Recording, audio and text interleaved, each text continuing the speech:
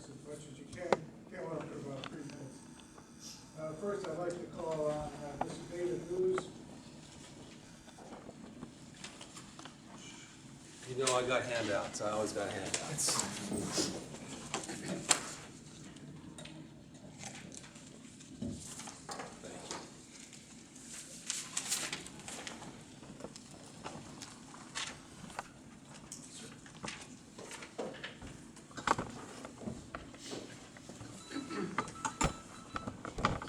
Okay, first I want to thank you for giving me the opportunity to speak again. I'm going to try and stay my 3 minutes this time, I promise. Just cut me off, I go too long.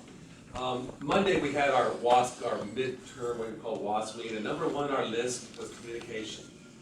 And you know, in times of dispute, that's probably the most important thing we can do. So, if you don't communicate openly, I think it leads to misinterpretation and frustration. So I'm trying to come to the meetings and trying to understand, you know, it's bothering me that I can't figure this out. I can't figure out this contract thing. It seems like my beautiful speech last time should have done it. That would have been it. But it didn't work, so I'm back again. So we came 2 weeks ago, and we were presented with the data up on the, seemed like a reasonable explanation that we maintain staffing levels at the same ratio while we've had a decline in student enrollment. That seems reasonable, that would be an effect. The problem with that is when I go to the state website, the numbers don't match. It's just facts. If we can't agree on the facts, how are we going to agree on the interpretation? So the state says we've lost 14% of our staffing over the last 6 years or 7 years. But the presentation said we're staying the same. It doesn't make sense, they don't coincide. And then it starts looking like an excuse instead of a fact. And that's when we start getting frustrated. So I also read in the negotiation update 4 weeks ago about the LCFF, and that is a big deal. We all know that's a big deal. So I decided, being the math guy I am, I would research that. So I looked at the Legislative Analysis Office and researched the funding for LCFF, and that's on the back page of the 3-page handout. And it turns out that a local unified school district would have to have 73% qualifying students in order to get the same funding as Fullerton at 48%, because of discrepancy in funding levels between high school districts and unified districts. It also turns out that we get a lot more money than Huntington Beach does. A lot more, to the point where it's about $21,000 per teacher more in this district than Huntington Beach. Wow. That's what the facts say. It's right there. I did not make these up. It's purely Legislative Analysis Office, and I trust those guys. They're not making them up. They're pure facts. So my point of coming tonight is just, we have to agree on facts, and then we can start saying, okay, what do you think is the best way to handle this situation? Otherwise, we're seeing greater amounts of frustration out there. And I think in the long run, we all want the same thing. We definitely want the same thing. We just can't agree on the most simple things, the most simple things. And it leads to, ultimately, great frustration, as you saw out there in the street today. And I did it. Thank you very much. Thank you, I appreciate it. Thank you, Mr. Davis. Appreciate your comments. The next person is Karen Allen.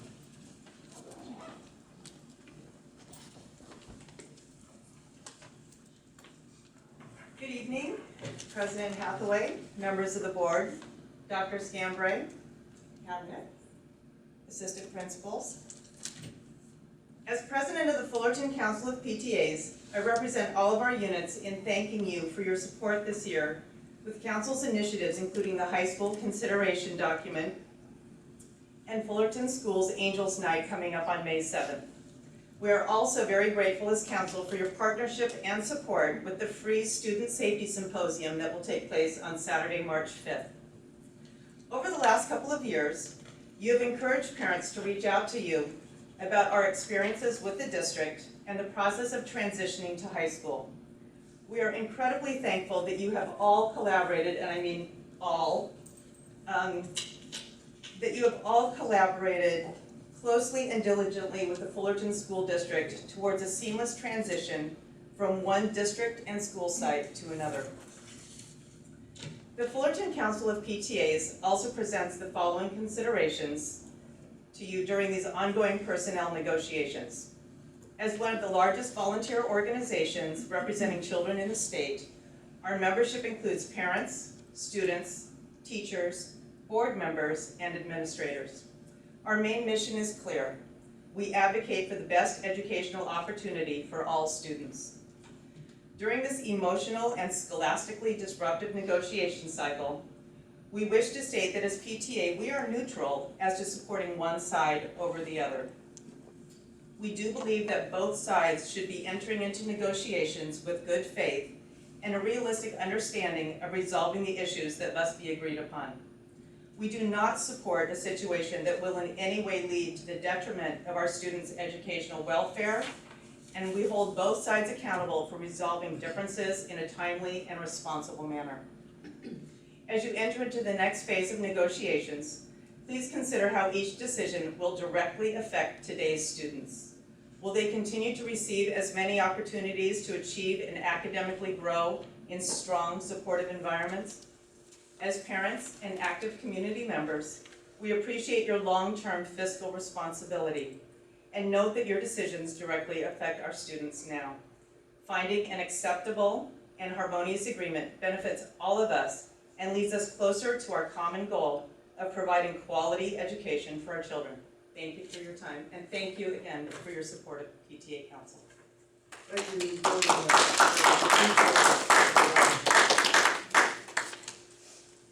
Next person I have is Jesus Silva.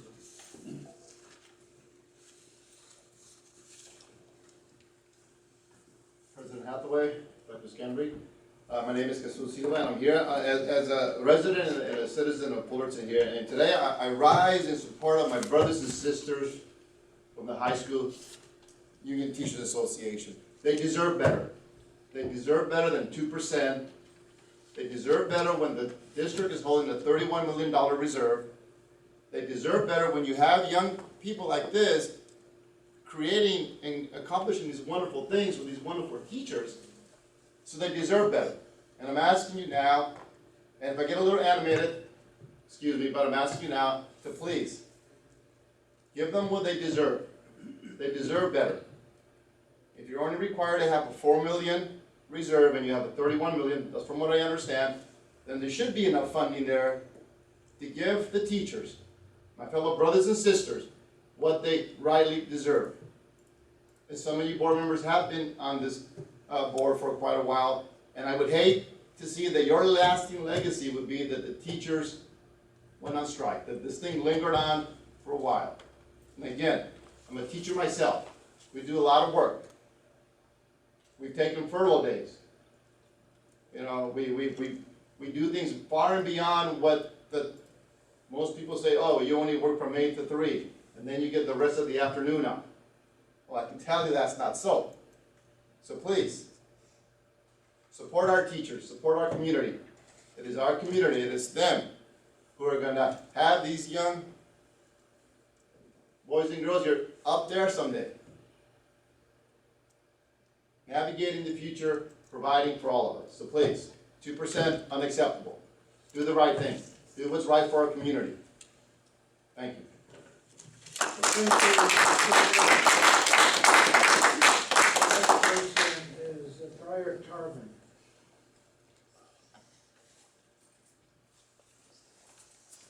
Hello, everybody. My name is Brian Turvin. I live in Long Rod. I don't come to this district, but I went to North Long Rod all my life, and it's not good. My daughter is very smart. I brought her to this district. She goes to Sonora. She's very, very smart. That's why I brought her to this district, because you have fantastic teachers, and she's excelling so fast. And the kids are really stressed out right now because of the strike. They're worried about their IB tests, their AP tests, because that's where they're going to get into universities and colleges. My daughter's already being accepted at 6 colleges already.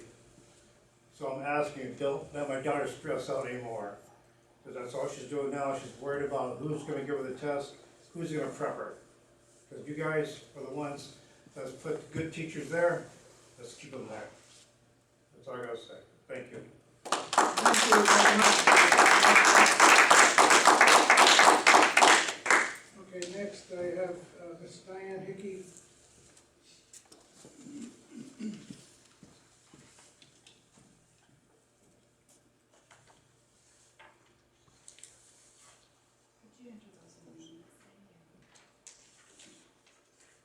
Good evening, trustees. My name is Diane Hickey. I am submitting into the public record facts relative to wireless radiation and the health of the students and teachers. Internet links for the assertions presented here are being provided for submission into the meeting minutes. You have been informed of the lawsuit against the Faith School in Massachusetts for failing to accommodate a 12-year-old student's alleged Wi-Fi sensitivity. Electrohypersensitivity, EHS, is also known as electrosensitivity or microwave sickness. That court case will go to trial in August. Erica Mallory Blythe is a medical doctor who became electrosensitive and wrote a paper in which she states that EHS is a cumulative, exposure-triggered condition characterized by increasing trigger susceptibility and irreversibility. Once you become EHS, it is irreversible. To recover from its effects, you must further avoid exposure. The Austrian Medical Association has released a consensus paper with the guidelines for the diagnosis and treatment of EHS. Two additional sources are a substantive French study by Dr. Belpalme and the European Academy for Environmental Medicine, which provides comprehensive guidelines on the prevention, diagnosis, and treatment of EHS. Tragically, Jenny Fry, 15, was found hanged to escape her health-related reactions to the Wi-Fi at her school. Peter Sullivan has worked in high tech and was an executive officer and pilot in the United States Navy. He created a short video in which he discusses the most likely environmental factor contributing to the suicide cluster at Gunn High School, relating it to the EMF exposure. Gunn High School is in Silicon Valley. Jeremy Johnson holds a master's degree in engineering and has had a successful career in Silicon Valley before he began to experience negative health effects from the wireless technology. This is his quote: "Many EHS people have had to give up their career, home, school, community, and family in order to find a safe place to exist in our modern world that is now filled with EMF pollution. There have been many suicides around the world related to severe cases of EHS. Thus, the condition can have a devastating effects on individuals and families." Jeremy recently spoke at the TED Talk Berkeley. The title of his talk was Wireless Wake-Up Call. Our children have hopes, dreams, and aspirations for the future. I'm certain the teachers do as well. The pursuit of this future will be severely challenged, if not impossible for some, by mandatory exposure to microwave radiation in Fullerton schools.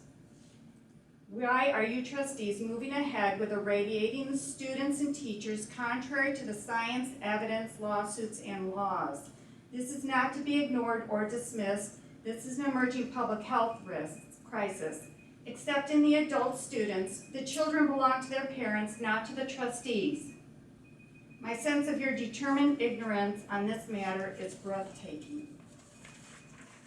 Thank you very much, Ms. Hickey. Next, we have Mr. Rihanna.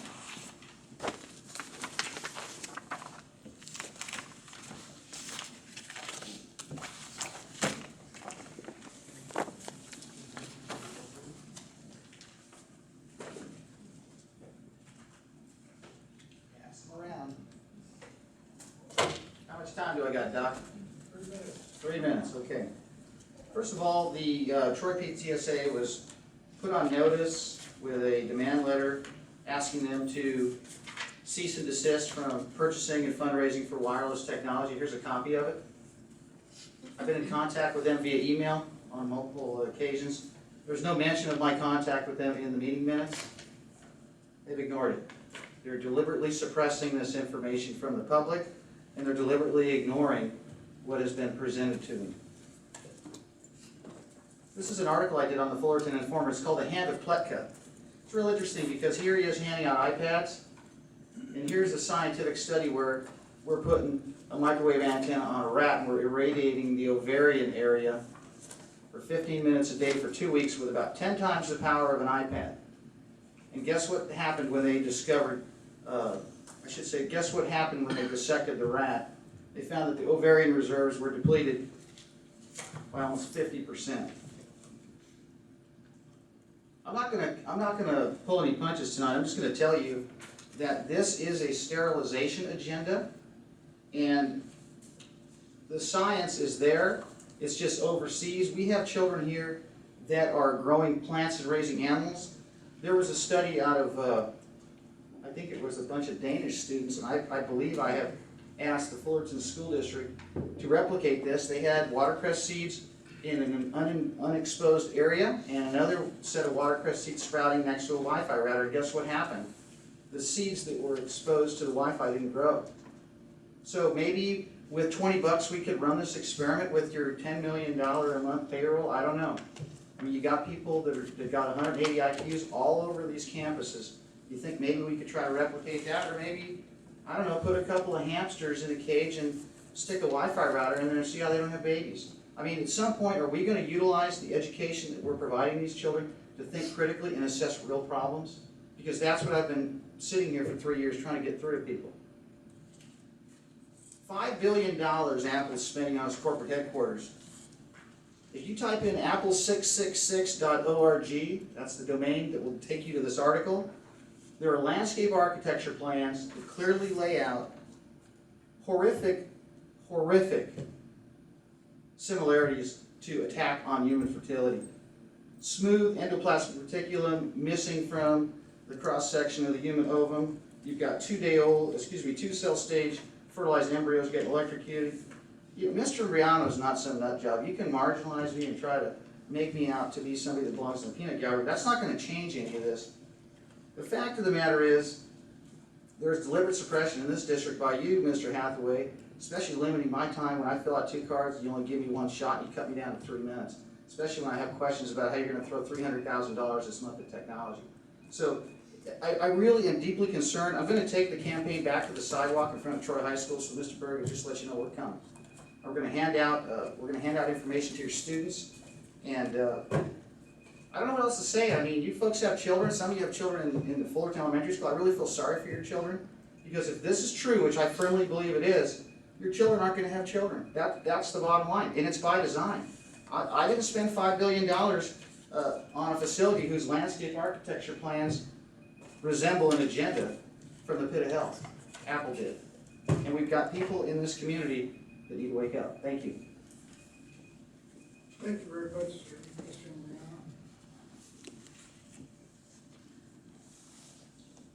Mariano.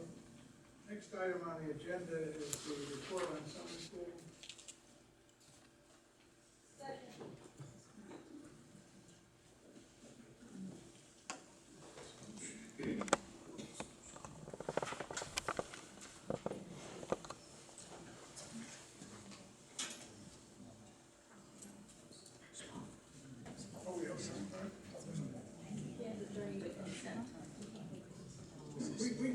Mr. Imbriano, we can come back for the one on the warrants if you like. Thank you. We gave you more than 3 minutes the first time, I hope you realize. Thank you. Okay, Ms. Dr. Williams.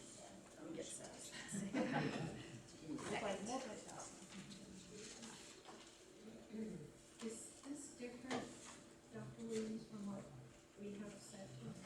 You had sent to you, there's just one last slide, plus there were corrections from board member comments.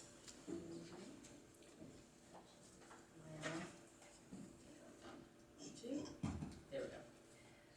Thank you, President Hathaway, members of the board, Dr. Scambray. Each time during the school year, there is a report to the board based on the summer school from the previous summer.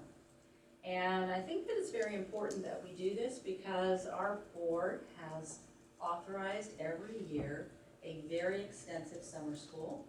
That is very expensive, but it provides options for our students, especially those students who have impacted programs and need to have extra courses, as well as the students who need to make up a course.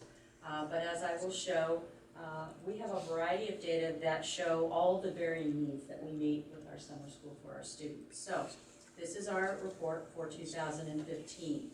I will be reviewing the enrollment, the courses of study, the criteria for enrollment, the student survey and the results,